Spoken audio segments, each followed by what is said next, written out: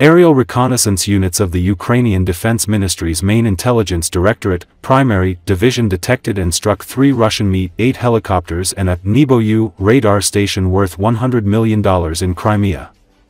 As a result of the strike carried out by kamikaze drones, the helicopters and the radar station were blown up and destroyed. It should be noted that fighters of the primary division regularly target and destroy the occupying army's military equipment in Crimea.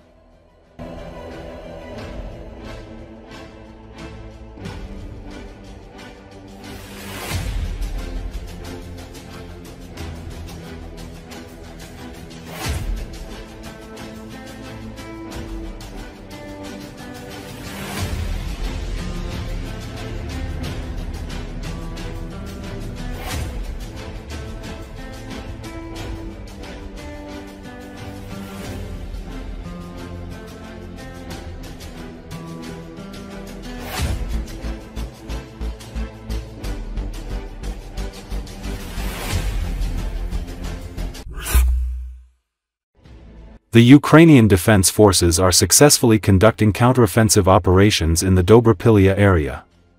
Ukrainian defenders have advanced 3 to 7 kilometers into enemy defenses and liberated 7 settlements. The corresponding information was announced by the Commander-in-Chief of the Armed Forces of Ukraine, Oleksandr Syrsky. Ukrainian soldiers also cleared 9 settlements of occupier sabotage and reconnaissance groups. Syrsky recalled that Ukrainian forces have regained control of 7 settlements, while 9 more have been cleared of Russian sabotage and reconnaissance groups. In total, 160 square kilometers have been liberated, and 171 square kilometers cleared of enemy SRGs.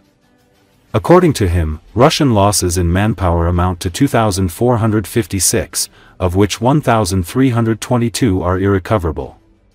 The exchange fund for bringing Ukrainian defenders back from Russian captivity has been significantly replenished, the Commander-in-Chief added. Russian forces have also lost 817 units of weapons and military equipment, including 12 tanks, 37 armored combat vehicles, 162 artillery systems, 5 multiple launch rocket systems, 382 vehicles, 58 motorcycles, 1 piece of special equipment, and 160 UAVs. Ukrainian President Volodymyr Zelensky also spoke about the Ukrainian army's counteroffensive in Donetsk region. The head of state reported that the Ukrainian armed forces had thwarted the enemy's plans to launch a full-scale offensive in the area of Pokrovsk and Dobrapilya. Right now, we are carrying out one of our counteroffensive operations. Our guys are doing great, in the Donetsk sector, near Pokrovsk and Dobrapilya. The fighting is intense, but we managed to inflict significant losses on the Russians. In fact, our forces have deprived the occupiers of the ability to conduct the full-scale offensive operation they had long planned and counted on, Zelensky said. He added that while in the Donetsk region, he presented state awards, specifically for battlefield successes, to some of Ukraine's best soldiers who had distinguished themselves in recent weeks.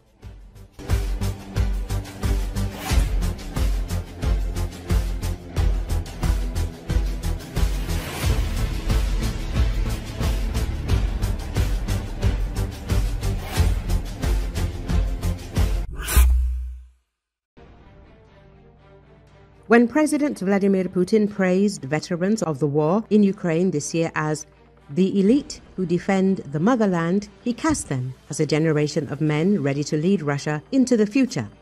It's not frightening to hand the country over to people like this, he said. Yet, the return of Russian soldiers from Ukraine is already straining families and communities, with violent crimes drawing headlines and neighbors on edge. With some 700,000 men still fighting, the country now faces the far larger test of what will happen when they all come home. War veterans often find it difficult to integrate back into civilian society, even with psychological support and rehabilitation programs. Dr. Jenny Mathers, senior lecturer in international politics at Aberystwyth University, told the Moscow Times. The absence of such support for many Russian war veterans, combined with the emphasis in Russian society on men displaying certain types of masculine behavior, such as toughness, concealing softer emotions such as sorrow or fear will make it even harder, said Mothers, whose research focuses on Russia's war in Ukraine. Cases of returning soldiers committing crimes have been steadily growing. Experts warn that in some cases, only a short time passed between sentencing and deployment to the front, raising concerns that once back, these fighters may turn their anger on those involved in their prosecution. The Foundation for the Support of Victims of Crime in March called for ending the practice of pardoning men convicted of serious crimes in exchange for fighting in Ukraine. The Kremlin is well aware of these dangers. Putin himself has reportedly identified the return of soldiers as a potential risk to social stability. Reuters reported, citing 3 sources close to the Kremlin. One source told Reuters that the goal is to avoid a repeat of the social upheaval that followed the Soviet Union's war in Afghanistan, when veterans returned to find little support and went on to fuel organized crime in the turbulent 1990s. To minimize public alarm, the Kremlin has instructed pro-government media outlets to play down reports of crimes committed by veterans. The exiled news website Meduza reported the return of thousands of men from the battlefield could also trigger a mental health crisis in Russia, experts warn. Nikolai Klyasov, the Human Rights Commissioner in Siberia's Zabaikalsky region, said that men returning from combat do not want to attend psychotherapy and urged soldiers to visit psychologists with their families. They say, "What? Am I sick or something? What if they put me on some kind of list? Then I could lose my driver's license and won't be able to get a job," Klyasov said.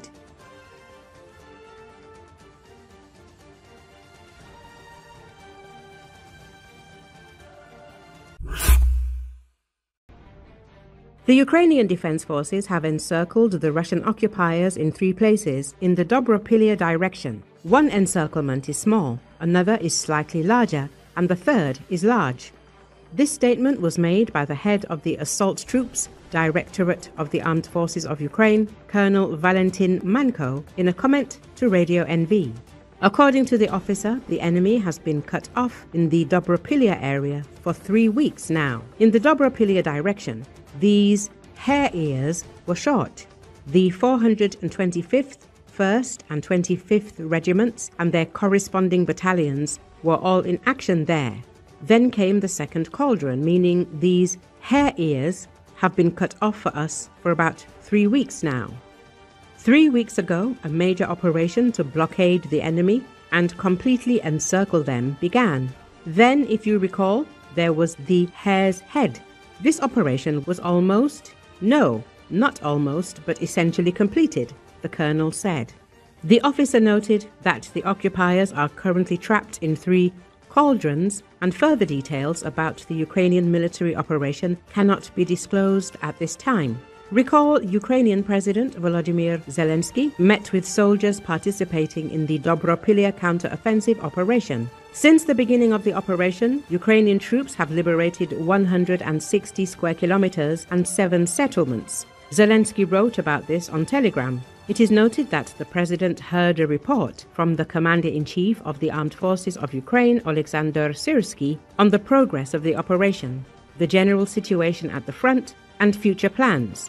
Step by step, the soldiers are liberating our land. Since the beginning of the operation, 160 square kilometers and 7 settlements have already been liberated, and more than 170 square kilometers and 9 settlements have been cleared of occupiers.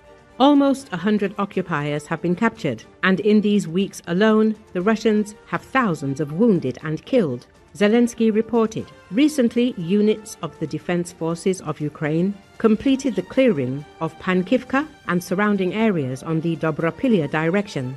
This was reported by the press service of the 1st Corps of the National Guard of Ukraine, Azov. According to the agency, thanks to coordinated actions of the Armed Forces of Ukraine and the National Guard, Pankivka and neighboring areas come under the control of the defense forces. According to the press service, the enemy was pushed back from settlements and redeployments of Russian forces were recorded. 4 infantry brigades and 1 Marine Corps regiment to reinforce their contingent.